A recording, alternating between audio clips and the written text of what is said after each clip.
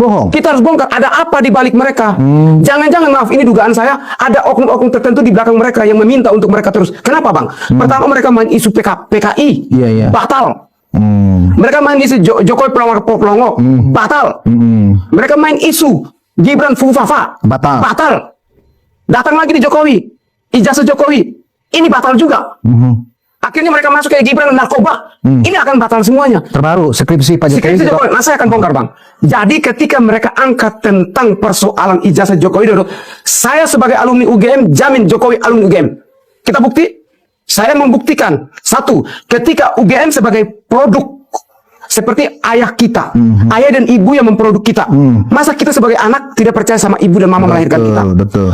UGM yang memproduksi ijazah mereka, ijazah saya, dan abang tahu tidak, ketika kami terima ijazah dari pihak UGM mengatakan ijazah kalian cuma satu, bukan dua. Satu. Jadi nggak ada duplikat tuh, nggak ada. Tidak ada. Ketika ijazah kita sobek, rusak, dan harus ganti, kembali ke UGM yang dikasih adalah surat keterangan. Bukan ijazah, bukan sama dengan yang lama. Makanya alumni UGM sangat berhati-hati menunjukkan ijazahnya ke orang lain. Takut karena ada nomor seri di situ. Iya ya, ada nomor seri ya. Nomor seri itu ditakutkan disalahgunakan oleh oknum-oknum tertentu. Kita lihat saja, Abang, tiba-tiba fotokopinya beredar. Dapat dari mana? Apakah diedit atau gimana, kan itu kita belum tahu sumber aslinya. Jadi saya memastikan bahwa itu ijazah asli. Kenapa? Jokowi pun teman-teman kelas sudah ada. Jadi ketika kita mengatakan bahwa abang itu kuliah, buktinya teman kau kelas. Terus ada sekitar puluhan para skrim polisi sudah mengecek, mendatangi lokasi itu, dan itu benar. Bicara tentang skripsi, saya sudah cek dengan punya saya perbandingan. Silakan cek di ETD UGM. Apa itu ETD? ETD, jadi sebuah aplikasi yang dimana mempublikasi tentang tesis, skripsi, dan disertasi. Dan itu bisa diakses oleh siapa yang pengen tahu? Semua umum. Jadi abang tinggal buka di Google, misalkan punya saya, analisis pengembangan Bandara Mali Alor, Friedrich Makandehi, muncul di situ. Punya Joko Widodo, abang tinggal cari judul skripsinya, posting di situ, muncul di situ. Nanti abang bandingkan antara punya saya, silakan nonton di TikTok, saya sudah bongkar tuh. Punya saya, pembimbing sama mirip, Bang. Perbedaannya hanya mesin ketik, karena zaman dulu mesin ketik manual, kita pakai komputer. Kalau memang cover, kalau pakai komputer pasti disewain. Jadi kalau memang Rismond, Sitiva mengatakan bahwa ijazah Joko Widodo, saya pertanyakan punya mereka juga. Kenapa saya pertanyakan? Masa mereka sebagai alumni UGM tidak mengerti, tidak paham tentang punya Joko Widodo sendiri? Kalau punya Joko Widodo palsu, berarti punya saya palsu dong. Sama-sama produknya dari punya UGM itu sendiri. Jadi alasan ijazah skripsi adalah alasan untuk memakzulkan Gibran. Tujuannya itu. Tujuannya Gibran harus dimakzulkan.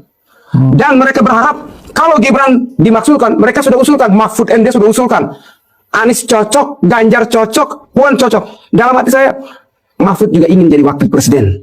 Walaupun nggak menyebut namanya. Nggak menyebut namanya. Sebenarnya sebut dong nama saya. Dalam hatinya meminta begitu. Tapi ternyata menyebut nama orang, tapi ingin juga. 6 anak manusia ini sekarang sudah dilupakan.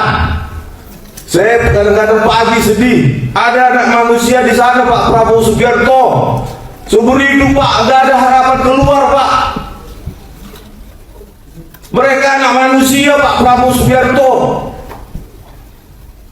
Aduh, sedih kali, Pak Prabowo Subianto. Kalau kami apalah, Pak, cuma 12 tahun, masih ada angka, masih ada peluang untuk bebas.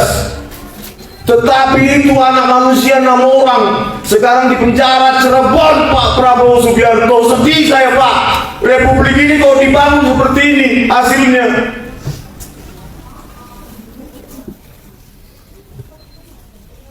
Pak Prabowo Subianto, setiap hari harapan saya semakin tipis, Pak. Kok udah 9 tahun, 9 bulan begini, Pak. Seolah-olah Bapak menjadi gesek kakinya Joko Widodo. Menteri-menteri Bapak pun sisa-sisa dari Joko Widodo, limbah-limbah Joko Widodo. Bersihkan itu, Pak, terutama Kapolri itu. Ya. Harusnya Kapolri meminta maaf.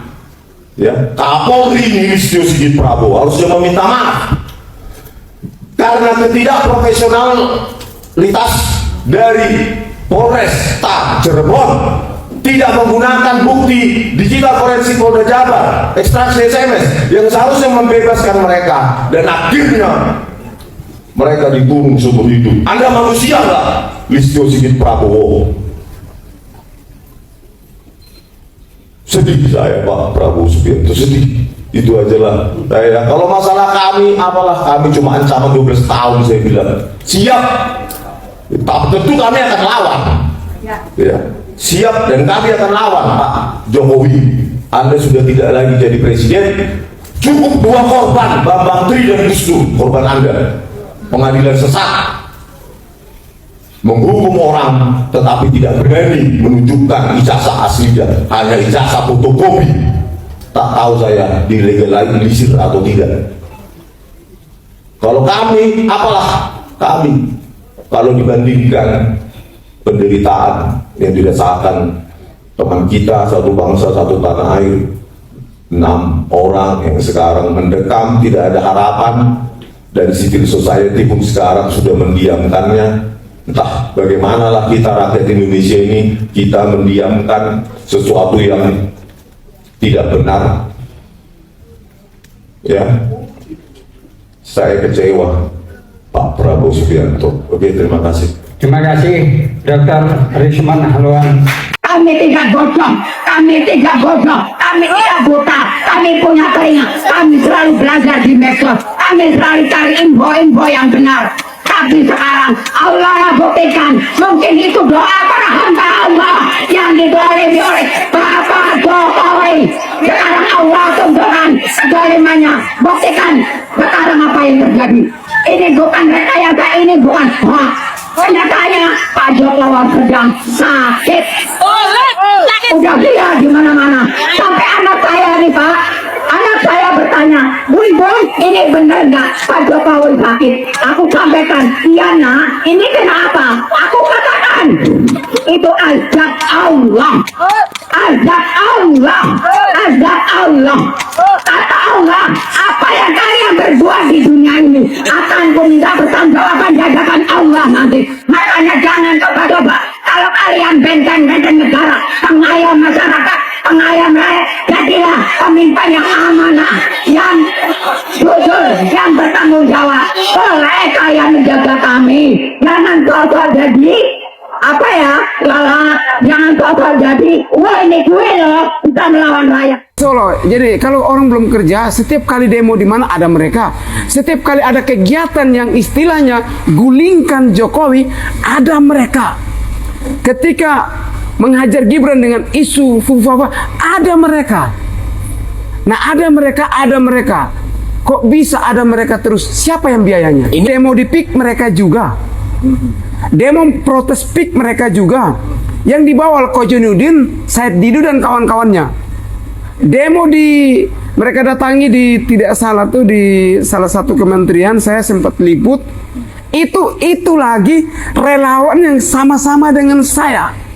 Demo di KPU. Relawan Anies saya sebutkan saja. Oknum-oknum relawan Anies ini yang terus-menerus. Terus salah satu lagi DM ke saya. Itu juga yang ketika Roy Suryo debat di TV dengan Abang, pemburu ijazah Jokowi. Itu semua relawan teman-teman saya sendiri. Nah, pertanyaan saya, mereka ke sana kemari ambil uang dari mana? Biaya ojek, mungkin biaya mobil lain sebagainya, kan bensin semuanya. Siapa yang kasih duit? Ini perlu kita cek. Kita akan cek ini siapa yang kasih duit ini. Coba adu Kita dulu melihat. dengan mereka. Kalau mereka berkenan ibu-ibu ataupun dari TPU ya mereka. TPU. Ya, yang dari TPU. Berani tidak dengan saya dengan Bung Frit ya. yang pernah demo? Silakan kita duduk, kita bicara secara langsung. Saya akan tanya. Pandangan terbuka ya. Oke. Kita lanjut nih ke Abang Sil. Ini